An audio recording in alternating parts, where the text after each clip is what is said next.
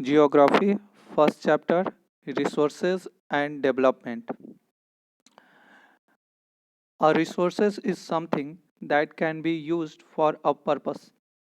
Anything, natural or man-made, that can be used for satisfying human needs is considered resources. यानी वह कोई भी चीज़ चाहे मनुष्यों के द्वारा या प्रकृति से प्राप्त हो जिससे मानव को संतुष्टि मिलती हो, रिसोर्सेज कहलाते हैं. For example flora, fauna, rocks, water, forest, etc. वह कोई भी वस्तु चाहे फूल पौधे, पेड़ पौधे, जीव जंतु, पानी, तालाब, नदी, कुछ भी जिससे मानव को संतुष्टि मिलती हो, नीड्स पूरे होते हों, उन सभी चीज़ों को रिसोर्सेज की श्रेणी में रखा जाता है. रिसोर्सेज को कई तरीके से क्लासिफाइड भी किया जाता है, अलग अलग बेस पे अलग अलग तरीके से. जैसे कि सबसे पहले रिसोर्सेज के क्लासिफिकेशंस की बात करें तो यहाँ पर आप देख सकते हैं कि दिया हुआ है कि on the basis of origin resources को बायोटिक और अबायोटिक में बांटा जाता है. यानी उत्पत्ति के आधार पर रिसोर्सेज बायोटिक होंगे या अबायोटिक होंगे.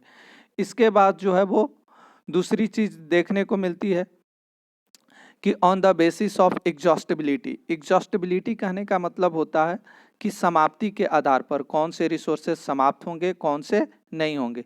इस आधार पर भी रिसोर्सेज को दो श्रेणी में बांटा जाता है. एक को बोला जाता है रिन्यूएबल और दूसरे को बोला जाता है नॉन रिन्यूएबल रिसोर्सेज. तीसरा क्लासिफिकेशंस देखें तो तीसरा क्लासिफिकेशन आपको दिया हुआ है on the basis of ownership.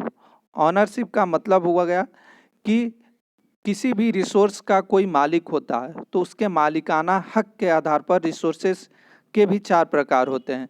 जैसे individual resources, community resources, national resources और इंटरनेशनल रिसोर्सेज. ये चार प्रकार के रिसोर्सेज होते हैं. चौथा क्लासिफिकेशंस आपको दिया हुआ है on the basis of status of development. यानी कोई भी रिसोर्स जिसके विकास के आधार पर, उसके विकासशीलता के आधार पर जो है वो उसको चार हिस्सों में बांटा जाता है. जिसमें सबसे पहला आपको आता है, वह आता है on the basis of status of development में potential resources, developed resources, rock stock resources और रिजर्व रिसोर्सेज. ये चार प्रकार के रिसोर्सेज होते हैं.